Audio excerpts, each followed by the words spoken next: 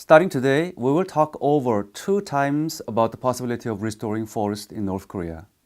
Today, we will talk about the forest of South Korea in the 1970s. It was when I first started my graduate studies in the US at Yale University in 1982. Yale University School of Forestry and Environmental Studies has the reputation of the most produced forest ministers in the United States and thus known as a Forest Administration Academy.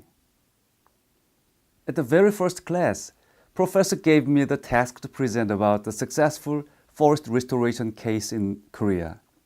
I was surprised by the unexpected challenge. I didn't know until then that my country achieved such success. Not only me, but most people in Korea didn't know about it. Restoring forest in poor country is many times more difficult than in developed countries. It is closer to nearly impossible. Often, economic development and forest conservation can never go together in parallel. During hard times, people get food from forest and economic development highly depends on it for living. But South Korea has achieved economic growth and reforestation of the country at the same time.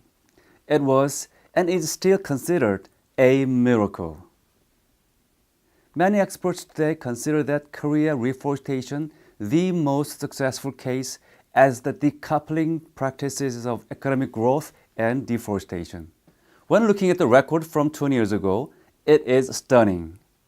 11 billion trees were planted in a short time period in the nation, and 740,000 hectares of erosion control projects were carried, and 330,000 households were relocated from slash and burn practices. We will look at how and who enabled these projects. After the Korean War in 1956, the mountains of country had barely any trees. The cause for this was the war in Korea. Directly after the war, half of the forest area were areas with no trees, and the volume of forest were less than 1/12 of what we have right now. The war had ended, but there were illegal logging in the country, and many people made their living from the forest. The fences and other infrastructure to protect the forest were destroyed, and during the summer hard rains caused floods and destroyed most of the agricultural fields. Korean War was a decisive cause of desertification. The second reason was the rapid population growth.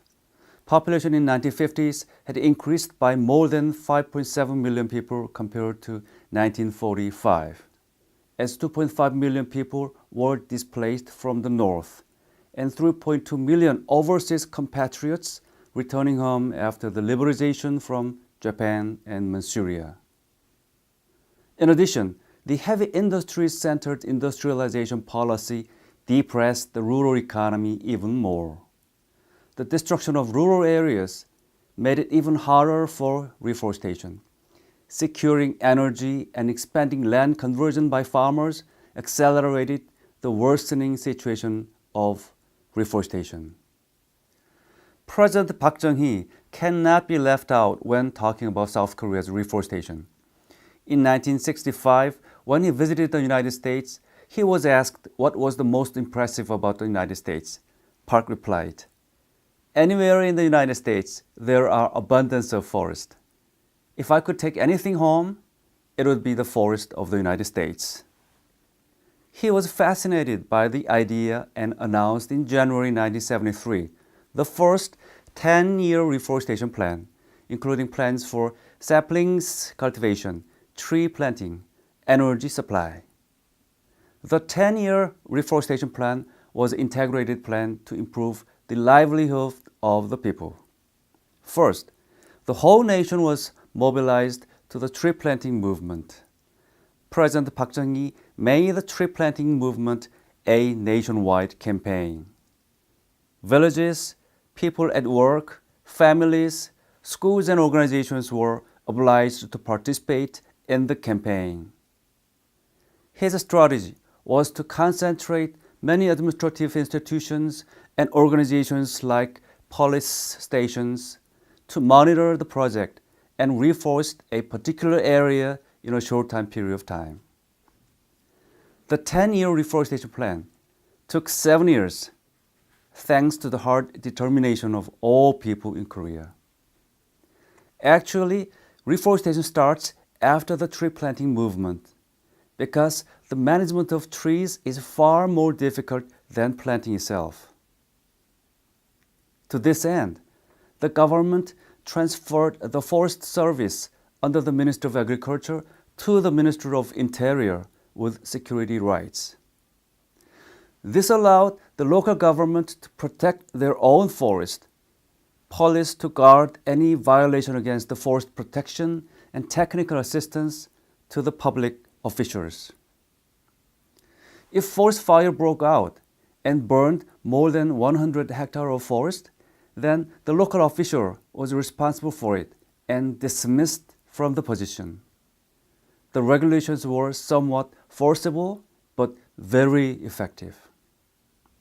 At the same time, from 1974 to 1978, 5-year plan for controlling slash and burn was organized to contribute to livelihood measures.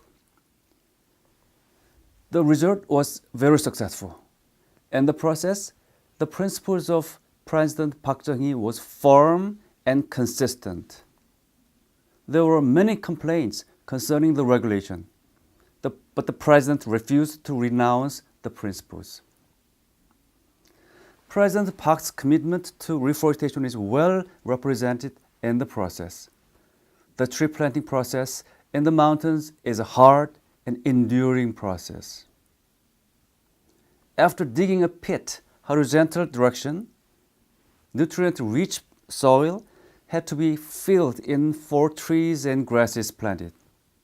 After trees are planted, thorough management is required for trees to survive. President Park has commanded to plant trees in the most severely degraded areas and visited the places himself. One of the sites he visited was Ulju, Gyeongnam Province and Seong-il, Gyeongbuk Province. This project was the start of a miracle. The world-famous erosion control project was successfully carried out in Seong-il. The place was a vast land of 4,500 hectares in 115 villages. No trees, not even grasses grow on the land.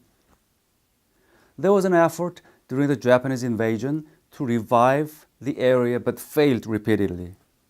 A construction team then analyzed the causes of the repeated failure, and in the end, special techniques were adopted and the area could be reforested.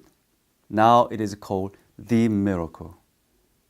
Another success story that cannot be overlooked is the landscape restoration in Daegwallyeong. Today, Daegwallyeong is famous to the Korean people because of its aesthetic landscape attractions.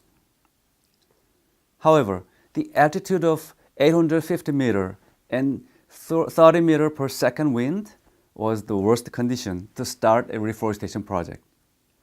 Also, many settlers moved in to cultivate land, so deforestation was severe. A special technique was required. In 1975, the president had instructed a special task force team to enact a special regulation called Special Landscape Restoration Act. In only 11 years, 843,000 trees were planted in 311 hectares of land. Daegwallyeong became a famous tourist attraction throughout all 4 seasons, and many scientists and experts recognize it as a successful special afforestation case. President Park died the following year. That closes the first 10-year reforestation plan. The commitment and strong leadership of President Park was the cause and motivation of nationwide reforestation and had resulted in care for poverty alleviation.